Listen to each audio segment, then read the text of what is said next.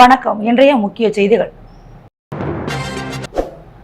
சோசியத்தி புரோகிரஸ்தி உயர்நிலைப் பள்ளியின் 103வது ஆண்டு விழாவில் சட்டமன்ற உறுப்பினர் வி.பி. ராமலிங்கம் பங்கேற்று பொதுத் தேர்வில் சிறப்பிடம் பெற்ற மாணவர்களுக்கு பரிசுகளை வழங்கி பாராட்டினார்.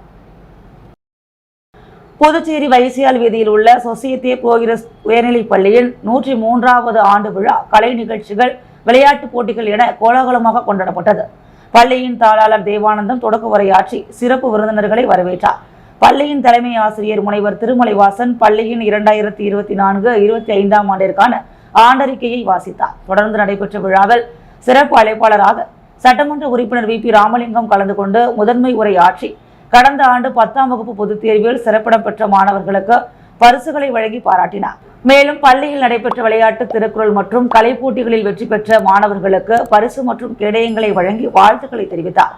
இவ்விழாவில் கல்வித்துறை துணை இயக்குநர் சிவராம ரெட்டி, செவாலிய விருது பெற்ற பிரெஞ்சு பேராசிரியர் சுப்ராய நாயகர் ஆகியோருக்கு விழாவில் பாராட்டு செய்யப்பட்டது. முன்னதாக மாணவிகளுக்கான பல்வேறு விளையாட்டுப் போட்டிகளும் கலை நிகழ்ச்சிகளும் நடைபெற்றது.